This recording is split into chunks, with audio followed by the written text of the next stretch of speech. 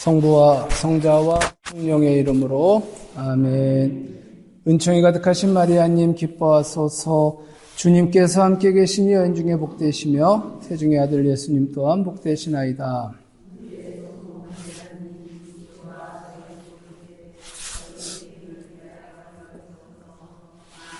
성부와 성자와 성령의 이름으로 아멘. 자, 오늘 그 복음 강론 때 길어서 못할 것 같아서 오늘 하는데, 우리가 지금 성경을 보면서 이제 느끼는 건데, 성경을 읽고 공부할 때 조심해야 할 것들이 있어요. 이제 그것들을 좀 여러분들하고 좀 나눌까 합니다. 성경을 무조건 많이 읽는다고 좋은 건 아니거든요. 잘 읽어야 돼. 성경을 잘못 읽으면 삐져나가요. 오해하고. 자, 그리스도교는 변화하는 종교입니다. 그리스도교가 변화하는 종교란 말은 성경을 읽는 것은 지식을 얻기 위한 것이 아니라 변화되기 위해서 읽는다는 뜻이에요. 어떤 성인은 성경 한번 잘못 읽고 인생을 바꿨어요. 어떻게 성경을 한번 읽다가 인생이 바뀌었어. 아, 무슨 성인이 그래요? 뭐 집어라, 읽어라 이런 어떤 뭐 소리가 들려서 읽었더니 그게 자기 인생을 바꾼 거예요. 자, 그리고 사람은 변하지 않는다라고 그러는데 그거 잘못된 말이에요. 사람은 변합니다. 변하는데 좀 시간이 걸리는 사람이 있고 한 방에 변하는 사람도 있지만 그런 사람은 극히 드물고 서서히 변하게. 만약에 사람이 변하지 않는다면 우리가 강론할 필요도 없고 말씀대로 다닐 필요도 없어요. 어차피 늘 그 모양일 텐데 뭐하러 어디 뭐 좋은 거 들으러 다녀요. 나도 모르게 변화돼요. 내 안에 들어와가지고. 성경을 읽는 것은 예수님에 대해 더 많이 알고 그분을 더 열렬히 사랑하기 위해서입니다. 그런데 어떤 이들은 성경 본문을 나누고 분석하고 비판하는 데만 성경 공부의 재미를 느껴요. 영감을 받아 쓰인 성경을 마치 생물 실험실에서 개구리 해부하듯이 해부하고 본질적이 아닌 것인 부차적인 것들에 더 흥미를 갖고 공부한다는 것이죠. 그렇게 공부해야 되는 사람도 있어요. 학자 중에는. 근데 우리는 학자가 아니잖아요. 생명의 말씀을 분석과 지식 차원에서만 공부한다면 그 말씀이 주고자 하는 가르침을 들을 수 없고 따라서 생명의 말씀대로 살아갈 수 없는 겁니다. 나아가 성경에 대한 지식으로 주님과 원수되는 행동을 하기도 해요. 소위 예수님을 막 적대시하는 사람들이 성경을 몰라서 그런지 성경을 더 많이 공부한 사람들이 오히려 더 그렇게 해요. 근데 또 어떤 사람은 예수님을 반대하려다 보니까 무신론자인데 예수님을 공격하려다 보니까 예수님에 대해서 알아야 될 거 아니야. 그렇죠? 내가 저 사람하고 공격을 저 사람이 알아야 돼. 그래서 그 사람은 성경을 읽기 시작했어요. 예수님을 공격하기 위해서. 예수 믿는 사람들을 막 그래서 성경을 읽다가 빠졌다? 예수님께 빠졌어요. 그래서 헤어나지 못해. 그 사람이 누군지 알아요? 내 이름을 정확히 기억하는데 그 사람이 쓴 책은 기억나요. 그게 베노예요. 베노예요. 예수님을 공격하기 위해서 예수님을 알려고 성경을 읽었다가 성경에 빠져서 예수님과 사랑하고 예수님을 오히려 더 이렇게 성경을 잘못 읽으면 예수님을 공격하는 사람이 될 수도 있고 예수님을 모르는 사람도 성경을 읽고 예수님과 사랑에 빠질 수도 있고 어떻게 읽냐가 중요한 거예요. 옛 어른들 말씀에 효경이 뭔지 알죠? 옛날 책이 있어요. 효경은 이제 효에 대해서 썼잖아. 효경 100번 읽고 아비 뺨친다는 말이 있대요. 들어보셨어요? 효경 100번 읽고 아비 뺨친다. 효경 100날 읽으면 뭐 하냐는 거예요. 아버지 뺨을 때리는데 소용없다는 거죠. 부모를 공경하라는 효경 실천을 위한 안내서가 아니라 순전히 공부의 대상으로만 읽는다면 100번을 읽고도 한 번도 읽지 않은 사람들보다 못한 사람이 될 수 있는 거죠. 가끔 그런 생각을 해요. 우리 어린이집이나 뭐 이제 이렇게 유치원 아이들 상대하는 분들 있잖아요. 거기서 또 선생님들도 이렇게 시험 봐서 돼야 되잖아요. 거기서 시험 100점 맞았다고 과연 아이들을 잘 다룰까요? 사랑할까요? 거기서 막 요즘 그 아이들 아동학대를 하는 선생님들 보면 걔네들 공부를 못한 애들일까? 분명히 아이들을 유아에 관련된 책 많이 읽었을 거 아니에요. 그런데도 아이들 학대하고 그러잖아요. 근데 어떤 나이 드신 분들은 그런 책 한 번 안 읽어봤어도 정말 아이를 사랑으로 보듬어요. 그쵸?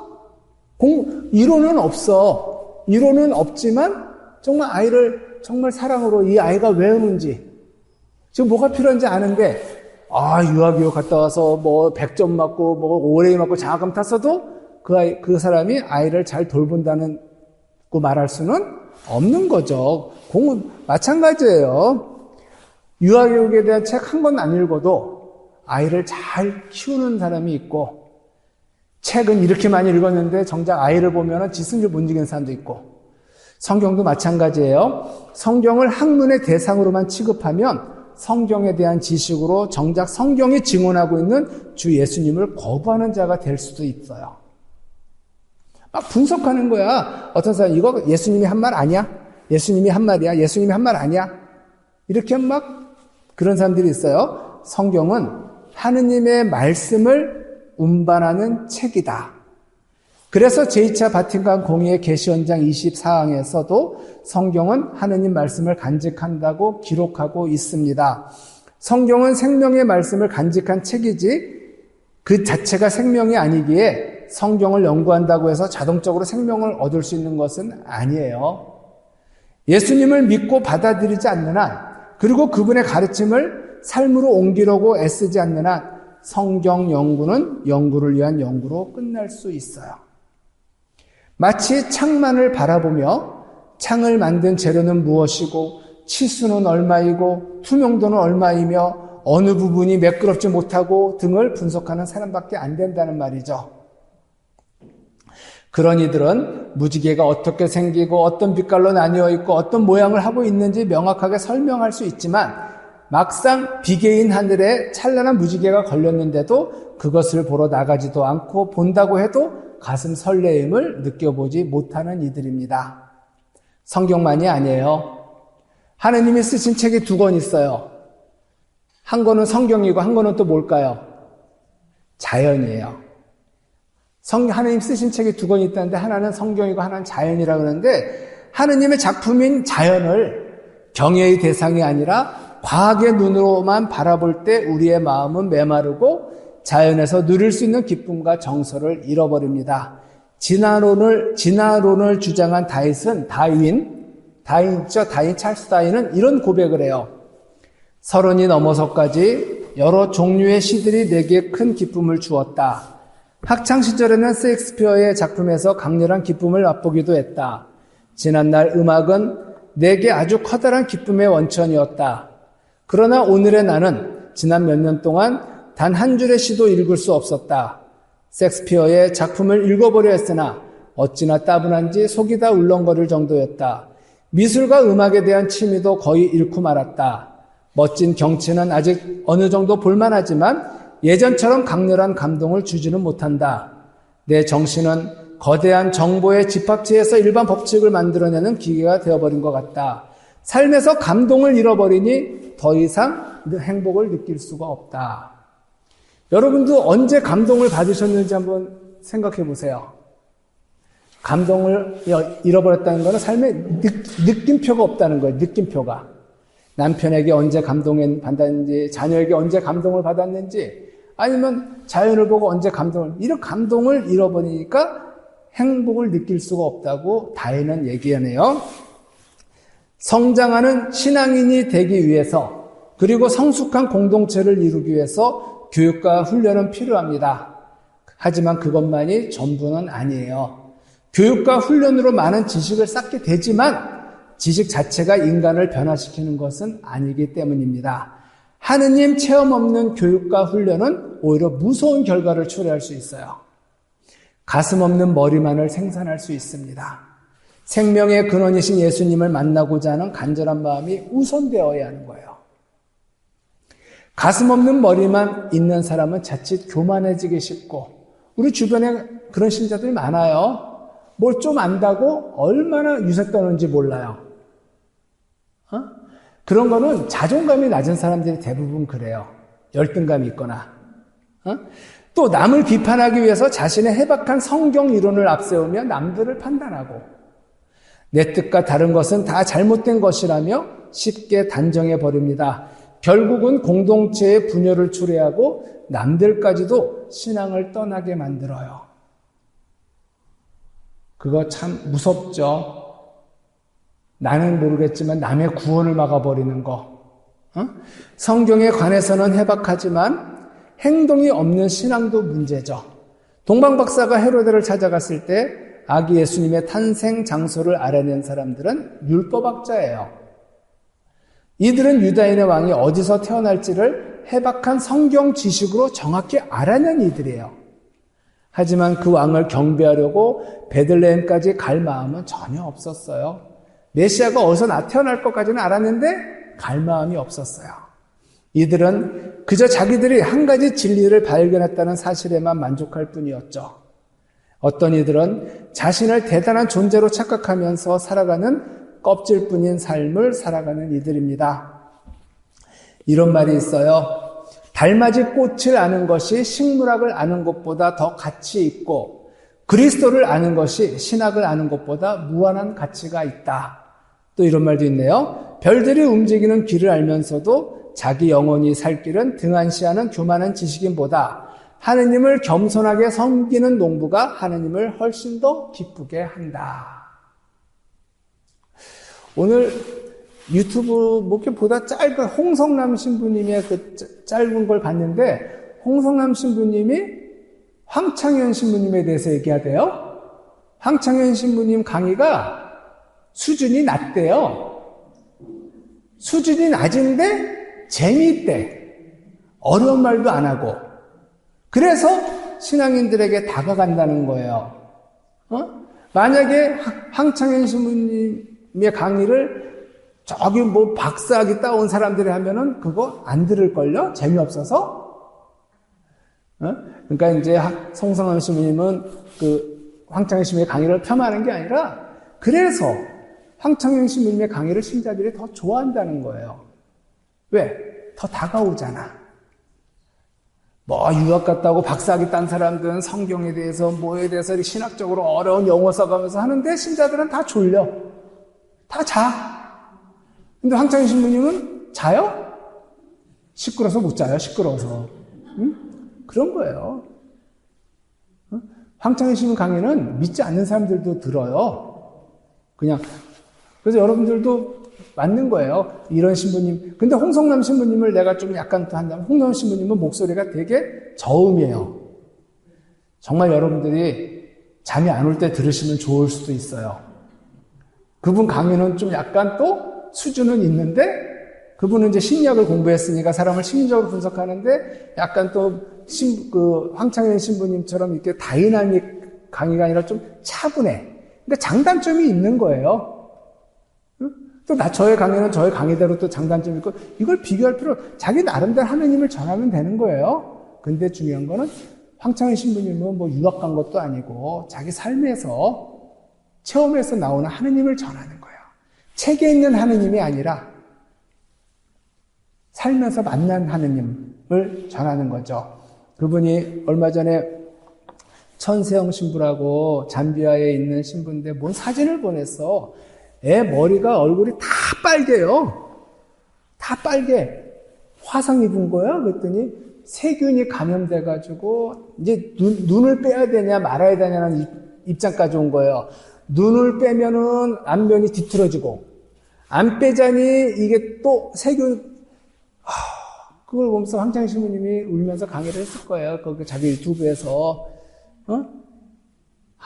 이럴 때 신부는 뭘 느낄까요? 하나님, 과연 당신은 계십니까? 어떻게 이 아이에게 이런 끔찍한 병을 주실 수 있어요? 라고 하느님을 원망할 수도 있겠죠. 왜? 그게 이제 하느님의 부재를 느끼는 건데 마더 테레사가 느낀 어두운 밤이 바로 그런 거예요. 그 어려운 사람들을 상대하면서 정말 하느님 계시면 이러시면 안 되죠. 너무 안 됐잖아요. 라고 하느님을 못 믿는 게 아니라 하느님께 하소연하는 거예요. 하소연. 그게. 자, 그럼에도 하느님을 사랑하는 마음이 없는 유다인들이에요. 그리고 나는 너희에게 하느님을 사랑하는 마음이 없다는 것을 안다. 나는 내 아버지의 이름으로 왔다. 그런데도 너희는 나를 받아들이지 않는다. 다른 이가 자기 이름으로 오면 너희는 그를 받아들일 것이다. 예수님은 누구의 증언도 받아들이지 않는 유다 지도자들의 완고하고 강팍한 마음을 향해 공격의 화살을 날려 그들에게 하느님을 사랑하는 마음이 전혀 없음을 지적하십니다. 아버지의 이름으로 오신 예수님을 받아들이지 않는 것은 그들이 하느님을 사랑하지 않기 때문이에요. 하느님은 이 세상을 극진히 사랑하시어 외아들을 보내주셨는데 그 외아들을 거부하고 있으니 결국은 하느님의 사랑을 거부하고 있는 겁니다. 이는 그들이 하느님을 사랑하지 않는다는 것을 드러내는 거예요. 자기들끼리 영광을 주고받으면서 한 분이신 하느님에게서 받는 영광은 추구하지 않으니 너희가 어떻게 믿을 수 있겠느냐. 지금 계속 이번 주 복음의 연장선이에요. 유다인들은 자기들끼리 영광을 주고받으면서도 하느님께서 주시는 영광에는 관심이 없어요. 그런데 유일신 하느님께서 주시는 영광은 누구를 가리키는 걸까? 바로 육화된 말씀 예수 그리스도이십니다. 말씀이 사람이 되시어 우리 가운데 사셨다. 우리는 그분의 영광을 보았다. 은총과 진리가 충만하신 아버지의 외아드님으로서 지니신 영광을 보았다. 옛 교리문답 첫 번째 항목에서도 성이냐시오 영신수련의 원리와 기초에도 인간이 창조된 주목적은 뭐라 그래요? 하느님을 흠숭하고 그분께 영광을 드리는 것이라고 나와 있어요. 이게 답이에요. 옛날에 이제 예비자교하고 이제 철거할 때 첫 번째 이제 질문이 인간이 창조된 목적이 무엇입니까? 물어봐요. 옛날 구교 신자들은 기억나실 거예요. 그런 거 배웠을 거예요. 그러면 하느님을 흠숭하고 그분께 영광을 드리는 것입니다. 그러기 위해서 우리 사람이 태어났다 그래요. 하지만 오늘날은 순서가 거꾸로 된 듯해요. 마치 하느님이 존재하는 주 목적이 인간을 영광스럽게 하기 위해서인 듯합니다. 사람들은 더 이상 영적인 일에 진리와 선에 대해 관심이 없어요. 오히려 자신에 대한 좋은 느낌, 상처받지 않는 삶, 행복한 삶만이 우리의 궁극 목적인 양 그것을 추구하며 살아가요. 그러니까 신앙생활하면서 조금 상처받으면 떠나요. 조금 상처받으면 떠나요. 뭐 성당에 일해하면서 그냥 떠나는 사람들은 어쩔 수 없어요. 그렇게 떠나는 사람이 나중에 순교는 어떻게 할 거야? 목숨까지도 바쳐야 되는 상황에서는 못 바쳐요. 그리고 저는 이런 생각을 해요. 그러니까 상처받아 떠나는 사람들 잘 보면 그 사람들은 상처 더 줘. 상처 더 줘요. 아셔야 돼요. 우리는 상처를 주고받으면서 살아갈 수밖에 없어요. 어디서 산들 상처 없는 곳이 어디 있어요? 그래. 사랑해서 죽으라고 정말 이 사람이 죽도록 이 사람을 사랑해서 결혼했어. 그래서 상처 안 받아요? 정말 이 사람이 없으면 죽을 것 같았는데 이제 이 사람 때문에 죽겠어. 안 그래요? 저기 한 명은 왜 또 고개를 팍 숙이냐? 누구라 얘기는 안 하겠는데 저 바로 그런 거예요. 사랑했지만 사랑하니까 더 상처받는 거예요. 상처는 안 받을 수 있어요. 누구한테 안 받아요? 나하고 상관없는 사람한테 안 받아요. 나하고 상관없는데 내가 왜 상처를 왜 받아? 상처는 사랑하는 관계 안에서 이루어지는 거예요. 그래서 상처는 뭘 먹고 살까요? 친밀감을 먹고 살아요. 친밀한 사이에서 상처도 있는 거예요. 나하고 상관없는 저기 구산성당 신자한테 나 상처 안 받아요. 여러분도 황창일 신부에 상처받은 사람 손 들어봐. 없어요? 근데 저한테 상처받은 사람이 있어요. 저한테 상처 준 신자 있어요. 여기서. 왜? 우리는 친밀하기 때문에 그런 거예요. 그런데 그 상처를 그렇게 한다면 안 되는 거예요. 상처는 오히려 더 끈끈해지는 계기일 수도, 도구일 수도 있어요. 뭐 부부가 상처 없이 20년, 30년 살겠습니까? 살면서 서로 상처 주고받고 하다가 물론 조소는 안 되는 상처도 있지만 그런 상처 통해서 부부가 더 사랑이 성장하고 성숙해지는 건데 나 상처받았어. 그놈의 상처는 맨날 받아. 자, 요한복음은 이러한 우리에게 삶의 궁극 목적은 오로지 하느님의 영광을 위해서임을 반복해서 일깨워주고 있어요. 하이든 그 음악가 바하, 핸델, 하이든 이런 하이든이에요. 하이든은 파견받은 그리스도인이었어요. 그는 매번 작곡할 때마다 하느님께 이렇게 기도했대요. 하느님, 제가 아름다운 음악을 작곡할 수 있다면 그것은 오직 당신의 영광을 드러내는 작품이어야 합니다. 저는 제가 만든 음악을 주님의 영광을 위해서 바치겠습니다. 하이든이 천지창조라는 곡을 발표한 날 청중이 일어나서 그에게 환호하자 그는 손을 들어 하늘을 가리키면서 말했대요. 저는 아무것도 아닙니다. 하느님이 모든 것을 하셨습니다. 이 작품은 하늘로부터 온 것입니다. 주님께서 저에게 지혜를 주셨습니다. 그러니 주님께 영광을 돌립시다. 정말 그런 거예요. 저도 가끔 그러잖아. 제가 어디 가서 강의 끝나고 나면 주님, 제가 진정 이것이 제가 한 강의입니까? 이건 당신이 하신 강의입니다. 제가 하고도 제가 감동받아서. 이건 농담이에요. 자, 하느님의 영광을 찾을 생각은 하지 않고 자기들의 영광만을 쫓는 유다 지도자들을 향한 예수님의 신랄한 비판은 사실 그들만이 아니라 오늘날 자아학장만을 추구하며 하느님의 영광보다는 자신의 영광을 찾는 우리 그리스도인들을 향한 것이기도 해요. 우리는 율법학자들 욕할 자격 없어요. 우리가 그들보다 난 게 뭐가 있다고. 오늘날 그리스도인들의 자아학장은 과거에 비해서 더하면 더했지 덜하지는 않을 겁니다. 개인주의가 만연되어 있고 자아실현이다 뭐다 하면서 시대가 자아학장을 조장하고 있어요. 우리가 예수님을 따르는 삶을 살면서 넘어지는 것은 약한 존재이기도 하겠지만 그분의 뜻을 찾고 따르기보다는 나 자신을 우선시하고 중요시하기 때문이에요.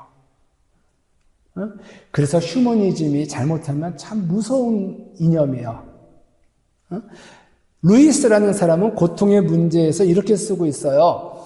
고결한 인간에서부터 막대먹은 인간에 이르기까지 자아는 버리기 위해 있는 것이다.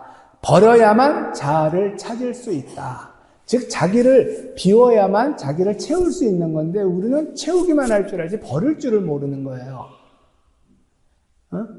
우리 가끔 집에 보면은 저장 강박증 있는 집들 나오죠. 저장 강박증. 집에다 막 쌓아놓는 사람들 있잖아요. 그러면 집이 뭐가 돼요? 완전 쓰레기장이 되고 거기서 왜? 버리면서 채워야 되는데 무조건 집에다가 채우기만 해. 근데 참 웃긴 거는 그 좁은 집에서 몇 톤의 쓰레기가 나오대요. 가끔 보면은. 근데 그렇게 와서 치워줬는데 또 싸요. 그거 못 버려요. 중독이에요. 자아를 부정한다는 것은 부정적으로 생각하지 마세요. 자아를 부정한다는 것은 삶의 순간순간에 주님을 인정하는 것이에요. 나를 부정해야 주님을 인정할 수 있는 거예요.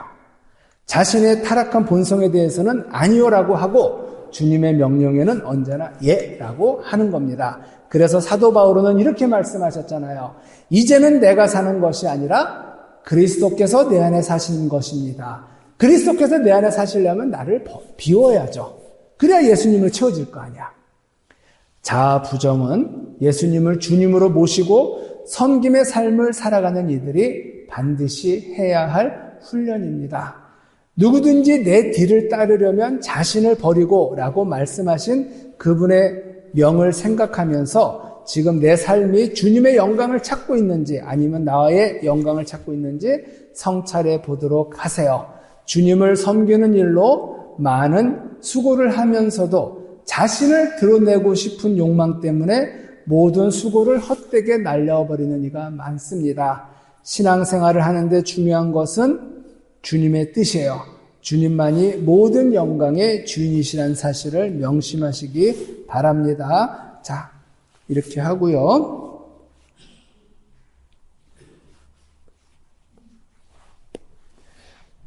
지난 시간에 이어서 조금만 더 할게요. 다음 주부터가 중요해요. 다음 주부터가.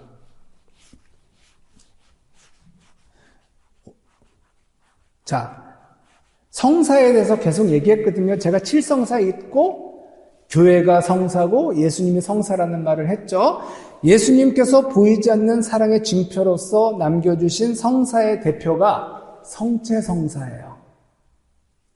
마지막 작별의 때가 오자 예수님께서는 당신 사랑을 빵으로 가시화하여 제자들에게 나누어 주셨어요. 당신 몸을 곧 그만큼의 사랑을 생명의 빵으로 내어 놓으셨어요. 받아 먹어라 이는 내 몸이다.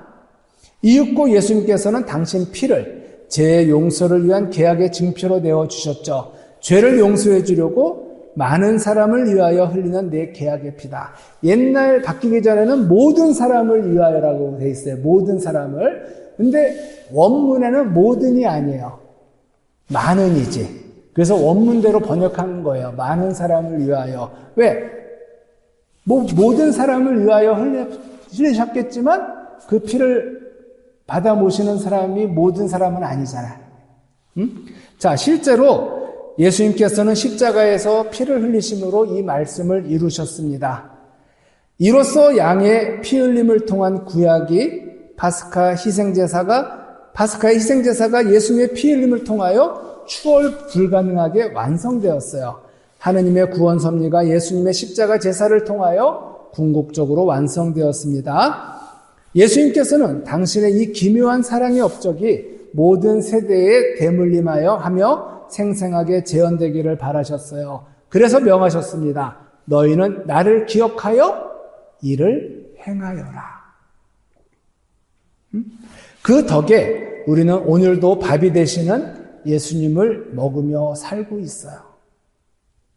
성체 성사뿐이 아닙니다. 다른 성사들에도 이러한 자기 희생적인 사랑이 녹아들어 있어요.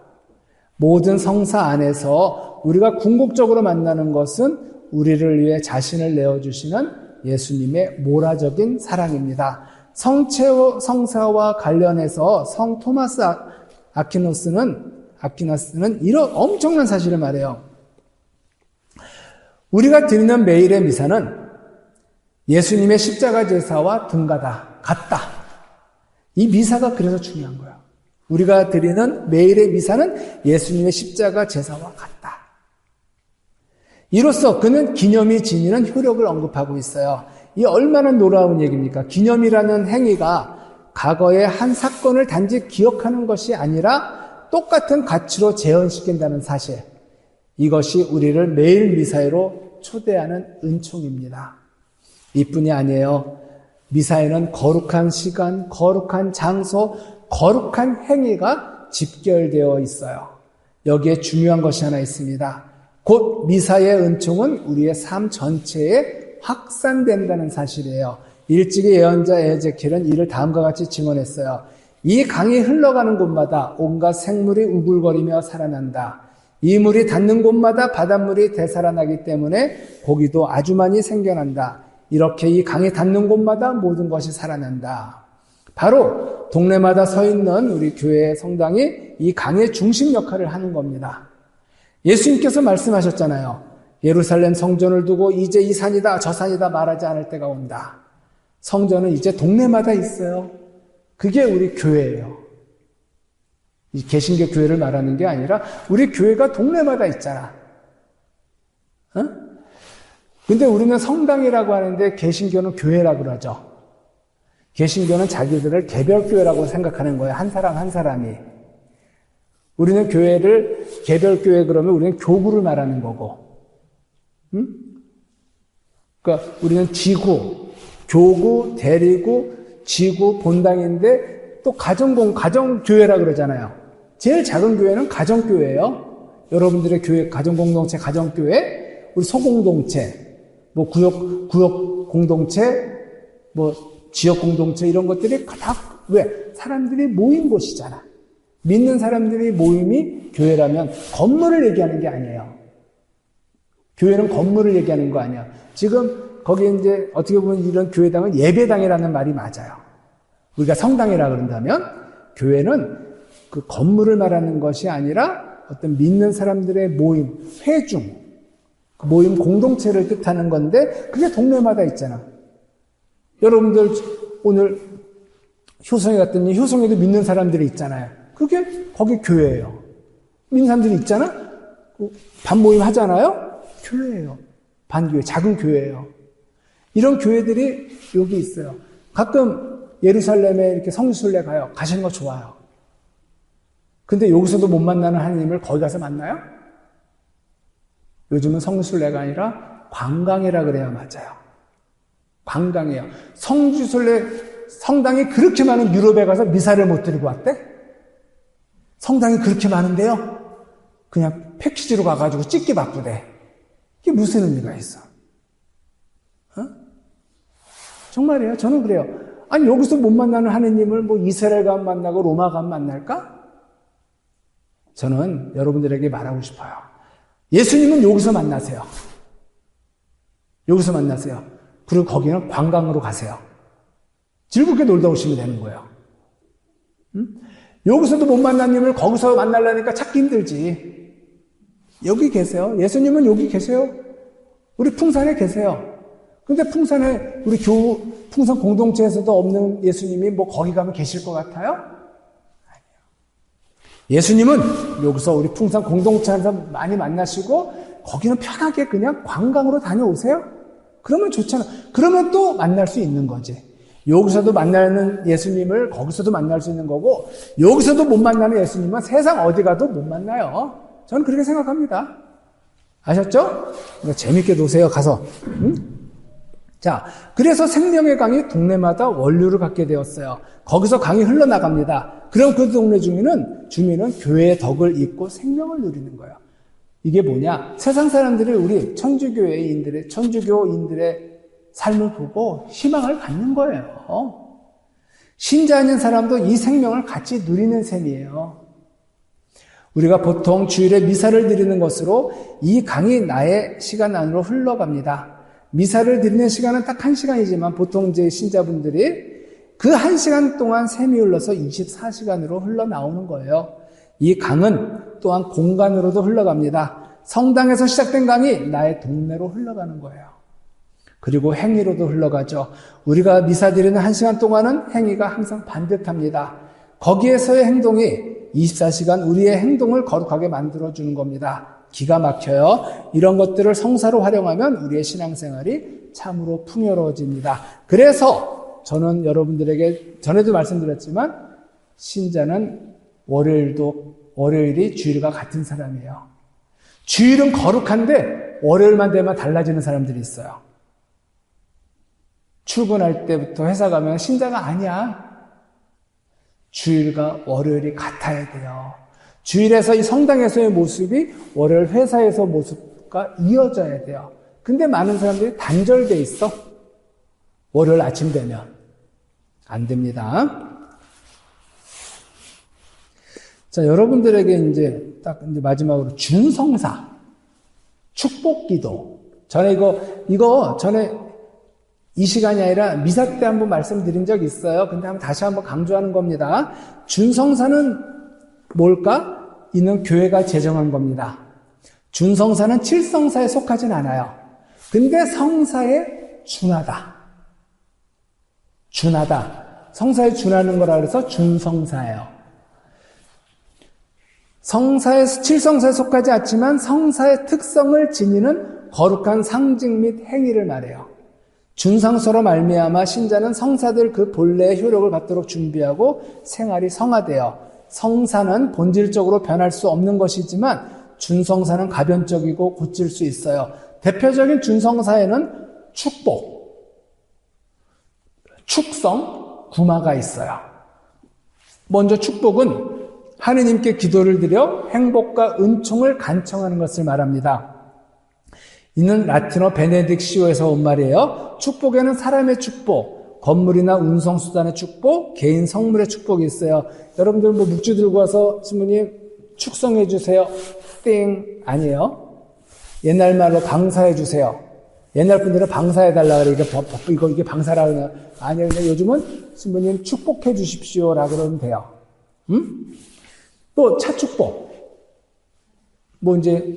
하잖아. 차축복도 하잖아. 집축복도 하고, 그리고 사람의 축복은 주로 안수를 말하는 거죠. 신부님, 저 내일 어디가 어떤데 병원 가는데 좀 안수 좀 해서, 이건 사람에 대한 축복이겠죠. 이렇게 축복을 받은 것들은 그것을 사용하는 사람들에게 축복을 전해주고 하느님을 위한 도구로 사용됩니다. 다음으로 축성이에요. 축성은 물건을 하느님께 봉헌하여 성스럽게 하는 것을 말해요. 라틴어 콘세크라시오에서 온 말인데, 제구의 축성, 예를 들어서 감실, 성작, 또 이 성당 봉헌식 할 때 이거 축성식이라 그러거든요. 주교님이 와서 이렇게 기름 발라요, 곳곳에. 축성 기름을 발라요. 그거 왜 바르는 줄 아세요? 이거 내 거다라는 뜻이래요. 이 건물은 주교님 거예요. 주교님이 축성을 하시거든. 나는 축성할 권한이 없어요. 다 십자가 이렇게 곳곳에 예수님 성수 뿌리고, 이거 주교님이 기름 바른대요? 이거 내 거다는 표시래요. 바로 그거예요. 성당 축성. 또 사람 축성. 사람의 축성은 언제 할까요? 신품성사, 서품식, 서원, 종신서원, 이럴 때. 그러니까 주교 축성, 사제 축성, 부제도 마찬가지지만 이런 축성, 사람에 대한 축성은 하는 거예요. 또 끝으로 구마. 구마는 교회가 어떤 사람이나 물건을 마귀의 세력으로부터 보호하고 마귀의 세력으로부터 벗어나도록 예수 그리스도 이름을 청하는 것을 말합니다. 이건 여러분들도 할 수 있어요. 아무 데서나 하면 안 되겠지만 여러분들이 막 그 유혹을 받을 때 느끼잖아요. 이건 사탄의 공격 같은 거. 그럴 때 예수 그리스도 이름을 명하노니 사탄아 물러가라. 이런 구마기도 자기에게 할 수 있어요. 근데 남한테 하려고, 타인에게 하려면 이거는 신중해야 돼요. 아무나 하면 안 돼요. 이거는 저도 함부로 안 해요. 이거는 교회에서 허가된 사람이 있어요. 그래서 로마에는 테마학교, 구마학교가 있대요. 정말 구마 사제를 양성하는 학교가 있어요. 근데 그거는 주교님한테 아무나 가는 건 아니에요. 우리나라에 여러분들도 근데 김웅열 신부님이 우리나라 구마 사제라는데 아니에요. 그건 잘못된 거예요. 그건 구마 사제는 아니에요. 구마는 누구나 했지만 정식으로 인정받은 사제는 아니에요. 그분은 그런 걸로 알고 있는데, 어쨌든 여러분들이, 저도 구마 사제가 될 수 있고, 여러분들도 구마할 수 있어요. 그렇지만 아무한테나 하면 안 되는 거야. 아유, 남편 자고 술 먹고 들어와서 속색이니까 거기다 성수 뿌려. 에이, 마귀야 물러가라. 사탄아 물러가라. 술 마귀야, 술 사탄아 물러가라. 이렇게 뿌리면 돼야 안 돼요? 안 돼요. 이거는 뭐하고 똑같았냐면은, 귀신은 뭐하냐, 이 인간 안 잡아가고. 이 나쁜 말이에요. 이건 구마가 아니에요. 정말 그럴 때는 남편이 술 먹고 들어 속상할 때는 술국을 끓여줘야지. 그게 사람을 변화시키는 거지. 그렇게 술을 드시고 오셨는데도 집에 잘 찾아와 주셔서 감사해요. 내가 찾으러 안 나가게 해줘서 감사합니다라고 하면서 이런 사랑의 행위가 사람을 변화시키는 거지 구마가 변하는 건 아니에요. 그래서 구마는 조심해야 돼요. 예수님께서 일을 행하셨으며 교회는 마귀를 쫓아내는 권능과 의무를 예수님께 받았어요. 그래서 구마사제는 있는데 지금 조심해야 될 것은 약간 정신적인 질환과 마귀 들렸다는 거하고는 구분을 해야 돼요. 이거 되게 힘든 거예요. 좀 정신이 이상하다고 우울증 걸려가지고 좀 이상하다고 해서 무조건 마귀 들렸다 신문이 안 쓰냐, 약을 먹어야 될 때가 있어요. 전문가의 치료를 받아서 안수도 중요하지만 전문가의 도움을 받아서 약도 먹고 치료돼야 되는데 무조건 믿음으로 고친다? 아니에요. 의사도 하나님께서 보내주신 소중한 선물이에요. 그래서 나는 수술하러 가는 분들한테 꼭 의사를 위해서 기도하라 그래요. 나를 위해서 나를 수술하는 의사의 손에 함께 하소서라고 꼭 기도해달라 그래요. 왜? 그 사람이 잘해야 내가 사는 거 아니야. 근데 의사는 하나님께서 주신 소중한 우리의 선물이에요. 그렇죠? 자, 그래서 여러분들이 이렇게 해야 돼요. 사제가 사람들에게 주님의 강복을 빌어주는 것은 바로 하느님의 명령에 기초한 겁니다. 또한 잊지 말아야 할 것은 사제가 축복을 빌어주면 주님께서 복을 내려주신다는 말씀이죠. 이는 우리를 향한 주님의 약속이에요. 마지막으로 이거 이제 세 가지 축복. 축복의 내용은 세 가지인데, 첫째, 애군을 막아주심으로 축복을 주세요. 민수기 6장 24절에 나와요. 이 말씀은 우리가 일이 잘 안 풀리고 어려운 일이 있을 때 주님께서 막아주신다는 뜻이에요. 주님께서는 웬만하면 이 세상 돌아가는 이치대로 흐르게 하세요. 너무 개입 안 하세요. 솔직히. 왜? 주님이 너무 개입하면은 안 돼요. 뭐 기도만 하면 다 되게? 그냥 아주 결정적이고 중요한 순간에 막아주시지, 어지간한 건 우리가 우리 힘으로 할 수 있도록 좀 내버려 두시는 것 같아요. 더러는 미리미리 막아주시기도 하고. 자, 또 둘째는 당신 얼굴을 비추시고 은혜를 베푸심으로 축복을 주셔요. 민수기 6장 25절. 이 말씀의 내용이 바로 하는 일마다 잘되게 해 주신다는 겁니다. 하는 일마다 잘되고 싶죠? 그럼 여러분들이 축복을 받아요. 축복받을 짓을 해야 돼요. 즉 만사형통입니다. 생정 경쟁이 치열한 이 세상을 살면서 누구든지 원하는 말씀이죠. 따라서 사업이 잘 되고 계획한 일이 잘 이루어지는 것도 결국 하나님의 축복이니 할 수만 있다면 사제들을 통하여 그 축복을 받으라는 거예요. 그래서 공장 축복이니 사무실 축복이니 받으라는 거죠. 셋째, 평화를 주심으로 축복을 주신다. 민수기 6장 26절. 이 말씀은 진정한 평화의 원천이 하느님이심을 깨우쳐줍니다. 주님께서 우리에게 평화를 주시는 거죠. 오늘 이 시대는 특히 평화를 갈구합니다. 갈급해요. 정말 우리나라도 좀 빨리 평화가 왔으면 좋겠어. 이 갈등 좀 어떻게 좀 해소되고, 우리가 가장 받고 싶은 것 중 하나가 바로 평화요, 평안입니다. 그러므로 평화를 원하거든 주님을 찾을 일이에요. 그래서 마음의 평화를 찾아 성당에 오신 분들이 그렇게 많은가 봐요. 그리고 이제 오늘 다 끝났고 여러분들에게 정말 부탁하고 싶은 거는 그거예요. 오늘 일독서 말씀이 모세가 이스라엘 위해서 하느님께 막 부탁하잖아요. 이 사람들 혼내지 말아달라고. 이게 중개기도예요. 중재기도예요. 부동산 중개소처럼 다른 사람을 위해서 하느님께 간절히 매달리는 거예요. 이 사람들 혼내지 말고 벌 주지 말아달라고. 이 사람들 약속하셨지 않냐. 그러니까 우리가 다른 사람을 위해서 기도하는 거 모세의 기도하고 같은 거예요. 그러니까 우리가 다른 사람에서 기도하는 거 부탁받았으면 제발 까먹지 마세요.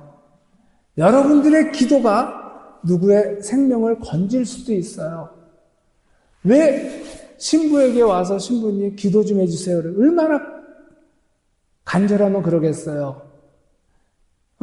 여러분들한테도 마찬가지잖아요. 여러분들도 무슨 일을 기도해달라 그러잖아. 기도할게. 근데 우리 기도할게. 그러니까 어떻게 까먹어요? 안 까먹어요? 까먹잖아. 왜? 내일이 아니니까 그래요. 근데 그 사람은 정말 급해요. 간절해요.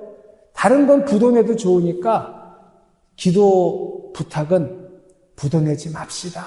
안 되면 적으세요. 메모장에다. 정말 쓸데없는 건 하지 마세요. 이번에 우리 남편이 어디 사무실 차렸는데 좀 잘 되라고 기도, 이런 건 안 해도 돼. 그건 자기가 열심히 노력하면 돼. 근데 자기 힘으로 안 되는 게 있어요. 이번에 우리 남편이 암 진단을 받았어. 이제 항암 치료 들어가는데 좀 잘 치료받도록 치유될 수 있도록 기도했죠. 이런 건 기도에 잊어버리면 안 돼요. 뭔 말인지 아시겠어요? 이런 건 잊어버리면 안 돼. 이번에 우리 아들이 검사 임용고시 보는, 이런 건 안 해도 돼. 이건 자랑하는 거야. 이건 자랑하는 거니까 안 해도 되는데, 정말 생명에 걸린 기도 부탁 있죠. 죽고 사는 문제 부탁. 이런 거는 정말 잊지 않으셨으면 좋겠어요. 기회가 없는 것들이 있어요. 자, 영광이 성부와 성자와 성령께,